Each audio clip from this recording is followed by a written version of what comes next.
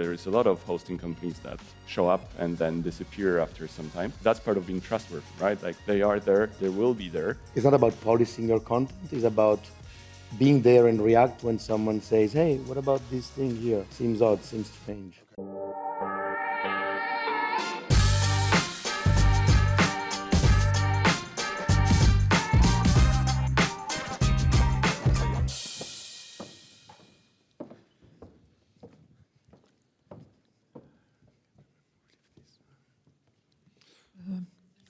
All right, we're lining up here.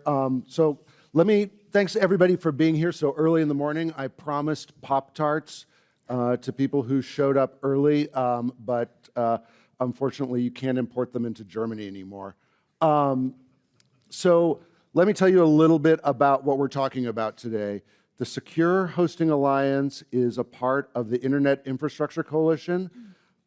And we have a great panel today talking about issues related to ethical hosting, issues related to abuse, and I'm going to let them introduce themselves, starting with you. Hello, good morning, and thank you for coming so early.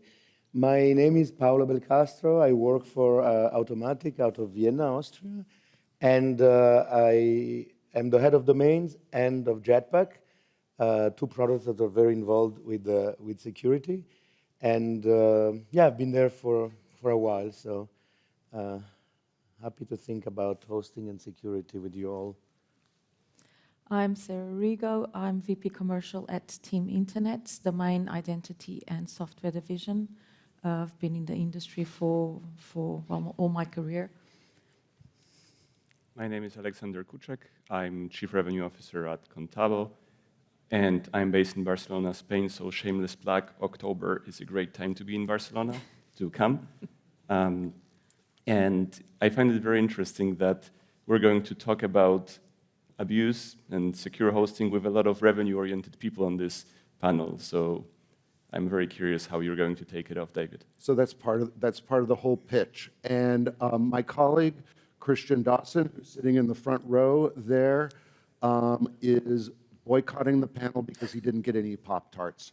All right, so what I'd like to do with the panel to start off with is, can you just very quickly define for me what responsible hosting means to you or to the company that you work for? And so, Alex, why don't we start with you?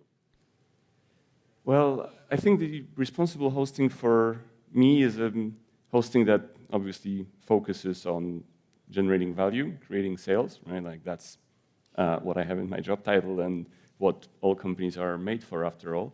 But it's like not all profit is the profit you want, right? Not all revenue is revenue you want. So ethical hosting for me is something that takes this into consideration and understands that sometimes having this short-term profit from this particular spamming ring is not necessarily a good thing or value-creative thing in the long run.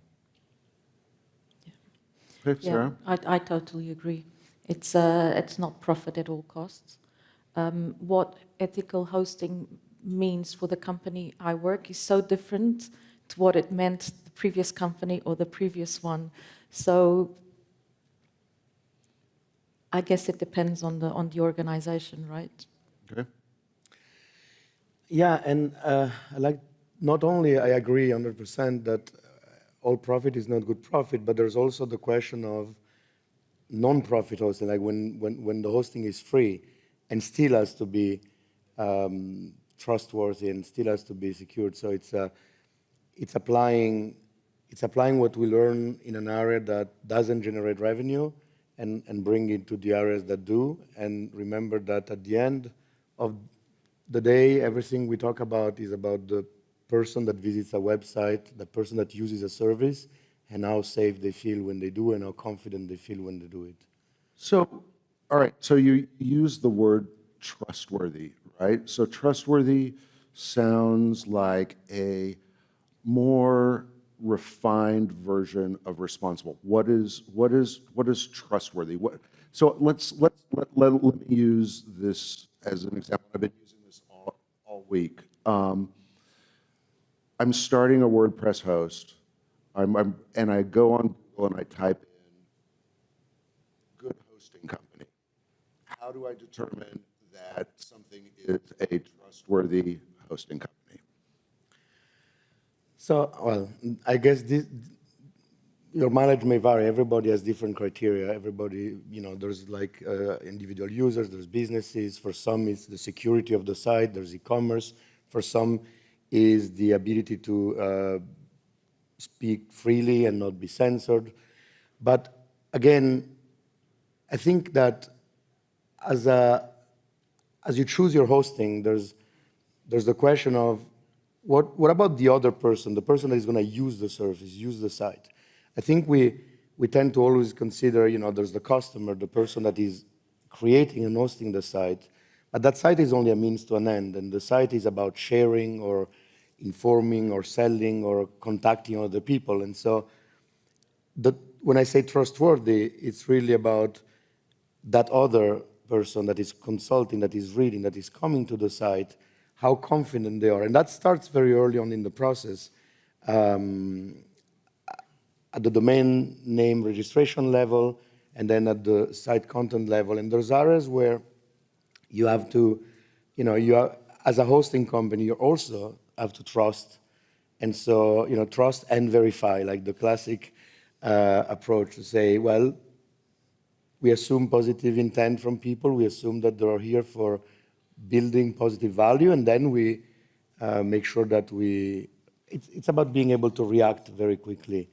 Also, like I think that trustworthy, for example, is not about policing your content. It's about being there and react when someone says, "Hey, what about this thing here? Seems odd, seems strange." Okay, so what I'm hearing here are there are three levels that you're talking about. One is trustworthy within the ecosystem, trustworthy both for your customers and your end users, and then also developing policies to handle issues related to trust. Is that you're nodding your head? I mean, is that something that you would agree with? I totally agree. Trustworthy, it depends on who is going to buy the product, right? Trustworthy for end users, probably ensuring that they're buying the product from a company that is legit, that will not sell their personal data, for example. But trustworthy for someone that wants to host specific type of content may mean something completely different. So with that in mind, and your comment about responsible meaning different things for different companies that you've worked for, how have you leveraged kind of that experience working for different hosting companies to kind of refine your idea of responsible or trust? I'll probably say that we would follow the law of the location where the customer is. Okay. And for you were talking about revenue, right? How does trust and responsibility kind of relate back to revenue? So, if I go back to the day where I was not with a hoster, I was a customer of the hosting company, and think like, hey, what were I thinking? I was like, first like, hey, is this company going to be there tomorrow, right? That's part of it. There's a lot of hosting companies that show up and then disappear after some time.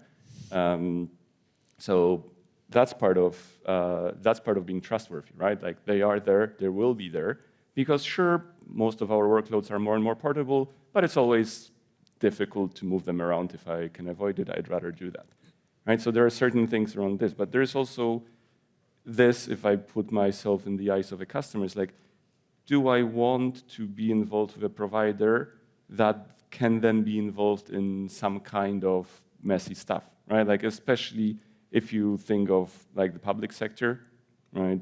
Universities, governments, they like to steer clear out of that, right? And they'd rather not have a hoster that then will have media coverage about one or the other controversial content. So I think being trustworthy for the customers also means this, right? Meaning they have a guarantee that there will be no drama with this hoster. And how does, you mentioned kind of the newsworthiness of drama, but just in terms of putting aside a host being in the newspaper for being, a bad actor, how does the trustworthiness of a host impact the customer? Well, I've got questions back in the pre-hosting days where my customers, right, and the agency were asking me about where are we going to host and what this hoster can guarantee in terms of what they consider trustworthiness, right? Like in this particular case, it was more about, let's say, how sustainable their policies are in terms of green energy and stuff. But you get different things, right? Like people get more and more opinionated now, and they kind of want to make sure that their businesses somehow follow their value set, right? So, okay, so let's drill this down though a little bit. So you're talking about developing trust within the hosting company and developing strategies to create that trust internally. Sarah, you were talking about following jurisdictional rules. There are few companies now who are providing services in a single jurisdiction. How do you begin to think about that? How, for example, you're in Europe, you're providing services all throughout Europe, and one of your secondary markets is the US. How do you handle that issue, the jurisdictional issues? We create privacy policies, for example, that will be adapted to Europe and specific ones adapted to the US, for example. And you? Well, there's also a technical component to that. So we have developed the ability to not only follow, but also apply only in local jurisdiction, because true, there is a principle that the law in whatever country applies to that country, and a private company should not be debating that, but it also doesn't apply to everywhere else. Right. So it's important to be able to be granular at that level, so that, because we do live in a world where the measure changes, and also, we're going back to the very beginning, also be ready to think some revenue is not good having, and so there's a line you draw where you say, well, we don't do business in these conditions because that is too limiting, that is not aligned with our values. Okay, so we're talking a lot about content that is legally defined as legal or illegal.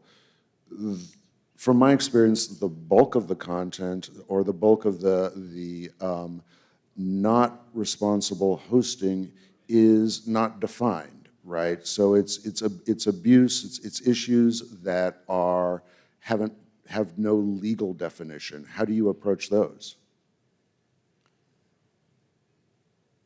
Essentially with a lot of human involvement, like you can't really, you have policies, you have rules, but you have to look at every issue.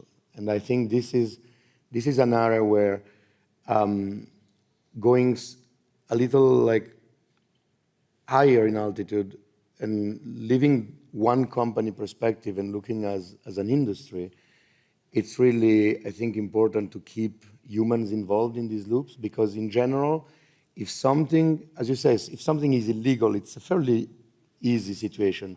But there's all the situations where it's important to understand in context what is the intention, there isn't like a clear path there isn't like a flow chart you can just simply follow and say, oh yeah, you good, bad, good, bad, good, bad, and have a machine do that. You really need to intervene. There's a lot of also a granularity in what you do. For example, we have the ability to determine that some sites should be allowed to publish, but should also be flagged as potentially containing content that can disturb in some cases, and therefore maybe they won't have findability in search. So you can, you're gonna reach them if you know where it is, but we're gonna bring them up to the first page of a global tag or something like that.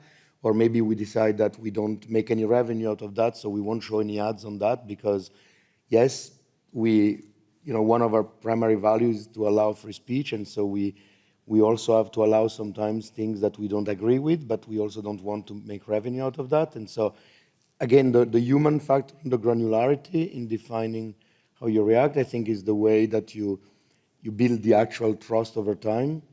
So when I tend to agree with you, but when I hear folks talk about the human factor in determining issues like this, I think about folks who are just starting out and who are building a hosting company who might not have the resources to invest in a bunch of individuals who are going to look at this stuff. How would you handle something like that, Alex? Well, if you think of this at scale, right, and if you think of thousands of cases that come to you every day, which I'm sure is a reality you both know very well from your businesses, it doesn't scale, right? It doesn't work in a small scale. You just don't see it doesn't work. It definitely doesn't work in the large scale. So you do need some form of automation. And of course, there's always those most difficult decisions that you still will review manually with a lot of detail and you spend a lot of time on them. But on average, you cannot afford to do it. Like at scale, you need maximum level of automation. But to have automation, you need clarity, right? You need those clear rules. And those are difficult, right? Because as you've mentioned earlier, different countries, different jurisdictions, and internet has no borders. So that makes enforcement of that quite difficult, and often the companies like ours are on the receiving end of that. And then you're like, somebody thinks it doesn't be on the internet, or shouldn't be on the internet. What shall we do about this? Like, are we in a position to take it down or not, right? So, good. Yeah, I was going to say one of the companies I worked at before, we had a group wanting us to take down a site, and we didn't because for us that didn't mean anything. The site had everything okay, and we just started getting DDoS attacks, and everything started going down. We still didn't take it, didn't remove it, but it's precisely that. So, I mean, I really want to focus on that because one of the issues that comes up again and again when we're talking about responsible hosting is how do you strike that balance, right? How do you were talking about issues related to speech. You kind of touched on issues related to speech. How do you begin to create that balance? How do you remain a responsible hosting company and still talk about values that might be important to your corporate DNA? I think, and on the automation, I don't disagree, but I think that when I talk about the human factor, and the automation is part of it, is to make an analogy with software development just for a second. There is no bug-free software, right? To announce that your software has no bug would be an illusion. But the quality is often determined by how fast does a team react when a bug is reported. And so I think that the balance between human factor and automation is in that place where, yes, you have tools that allow to triage and organize information, and that those tools allow even smaller companies that begin to actually get up and running. But then eventually you're going to be, as a company, you're going to be judged on how reachable, how fast you react. Like, is that machine making decisions that no one can appeal and no one can talk to anyone? Or is that machine just simplifying the work, but it's always possible to reach out and to talk about any specific case? I think that's where you strike that balance. And the beauty of that is when you have this balance, it grows with your scale. So as a small company, while you won't have so much content, you won't have as you grow up, you build up those capabilities, especially if we, like here, talk about those things together, and then you can benefit from the experience of others. Because I think that the key fundamentally is that there is no responsible hosting that is limited to one entity or a small group of entity. It's hosting overall. Like at the end of the day, people will trust or distrust what they see online. They will trust or distrust when they click on a site. because the end user doesn't know who's hosting a site, let's face it. So let me see if I'm understanding what you're saying, that we have an obligation as an industry to ensure a certain level of responsible hosting together. Yes.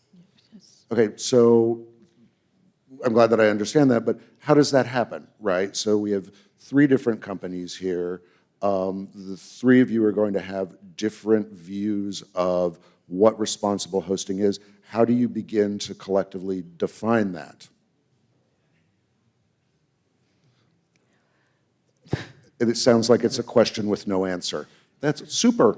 I mean, so thinking about like when you're thinking about responsible hosting and you're talking to your colleagues, what do you talk to them about? What do you talk to them about? Abuse policies? Do you talk about how to coordinate? We've recently started during ICANN having ESG meetings across the industry to try and get to not just responsible hosting, but what, as an industry, we should be taking forward. So it's a first step we've taken. So an industry-wide kind of group that Yes. begins to talk about what responsible was, and this is at ICANN. So are you talking about responsible DNS issues? Not just across, so it will go from having more women in the industry to salaries to locations. It's the whole ESG part. Interesting. And Alex, I mean, how would you begin to think about that? Well, I think the first step is somehow here, right? You have 3 competitors sitting on one stage and discussing this issue quite openly, but there is more to that, right? Like I think we compete for revenue, we compete for customers, but in fighting abuse, we actually do not compete, right? We cooperate. And I think that's an important notion. And there is, I think, more and more efforts, as you said, Sarah, to be more in touch, exchange those practices, be less of a silos, right? We will never agree on everything, right? Like culturally, US definition of spam is very different than what Europeans consider spam, right? Like those level of sensitivity are different and we'll probably never agree on that. But there's plenty of emails that we both agree on are spam, right? And we can just work on being faster in reaction, coordinating better, and I think just focusing on the part that we agree on, as opposed to focusing on these few differences that we have here and there. So if you were to pick 3 issues, 3 responsible hosting issues that involved abuse, kind of what issues would you start to work with? And I'll start with you. Well, something we haven't mentioned that much so far, I think I would start with, and is actually an example of collaboration, is security. So let's not talk about the abuse of the content, let's talk about the abuse of the software. Because we have to remember that oftentimes when there is abusive content on a website, it hasn't been put there by the owner of the website. The site has been hacked, and then someone with bad intentions changed the content or inserted malware or anything else. And the vulnerability databases that are managed to actually help everyone make software safer or shared. Access is shared, access is free. People who research security report those vulnerabilities.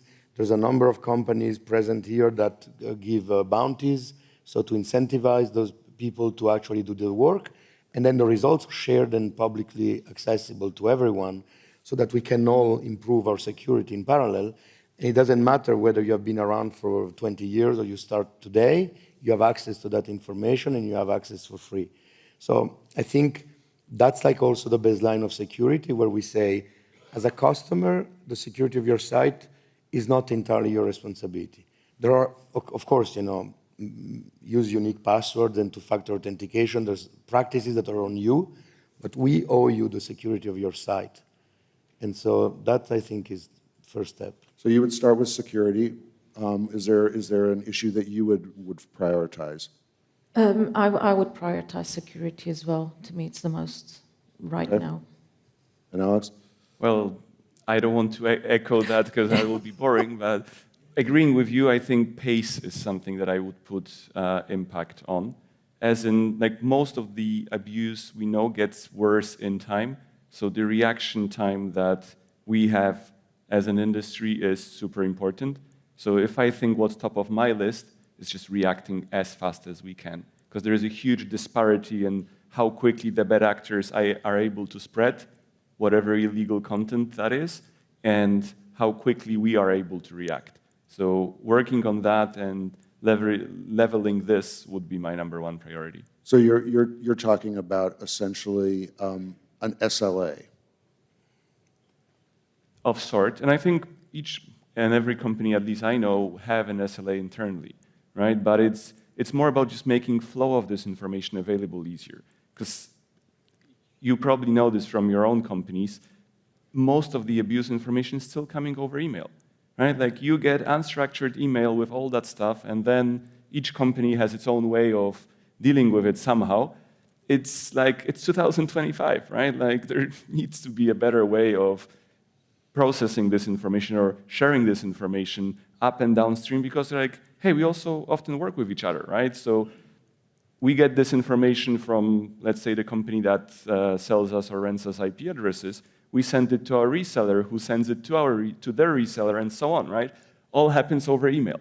Not the most efficient way of dealing with that. So I really think if we get faster there, then we can really do something about abuse. Okay, so looking at SLAs and kind of going back to one of my original questions, how does that begin to allow hosts to differentiate themselves? So you have, you have a bunch of hosts focusing on security and creating SLAs. How can you use that to differentiate yourself? A simple example is when eventually a problem occurs, who's paying? The host that takes responsibility in the sense that if a problem occurs, they fix it for free, no questions asked. I think that's one important question, is like, we know every measure can eventually fail, but then the question is who's taking responsibility when it happens? Okay, so in your case, it would be, is the host taking responsibility or is the customer taking responsibility? Yeah. Okay. I think I'm not sure I would want to differentiate myself from anyone else in those terms. I'd rather be seen as focusing on security and being known as following certain rules, rather than trying to steer away from them to acquire new customers. So I'd rather just say no to specific businesses and be seen like that and not have that as a differentiator. So let me see if I understand what you're saying. You would say that there would be a certain level of security within the industry as a whole, Yes. and you would be differentiating yourself for different terms. I would be differentiating myself as following those rules and not allowing anyone else to, not allowing businesses that don't follow that to work with me. So from a lawyer perspective, it would be kind of like flow down terms, right? So that you would say, unless you agree to our particular Yes. methods of securing our product, you can't do business with us. Okay, I'd rather. Alex? So I agree with Sarah that I don't necessarily think this is something hosts should differentiate on. Meaning, sure, there will be a class of companies that follow certain rules of procedure and certain group of companies who don't, and that creates differentiation. But among those who do, I don't really think it really matters to fight on like, oh, we're doing this faster, we're doing this slower. I think that's not the point. There's so many other things we can compete on in terms of pricing, product, packaging, and let's do it over there, while on the abuse side, let's just focus on doing this job good and just staying on the bright side, right? Okay, so just to kind of wrap things up, what I'm hearing is that there's a desire, at least among the panelists here, for a kind kind of collaborative effort to work together to create an ethical and responsible standard within the hosting industry, which, to kind of focus on you, Sarah, will allow you to compete on more value-added type services. And so you're not saying we're the most secure host. You say the hosting industry as a whole is secure, and then we provide these additional products that differentiate us. Correct. Awesome. Okay, so I'm going to wrap it up right here. I'd like to thank our panelists for devoting their time. Everybody here for getting up early and not getting a pop charge. So if you'll give a hand for my panelists, and we'll go on to the next session.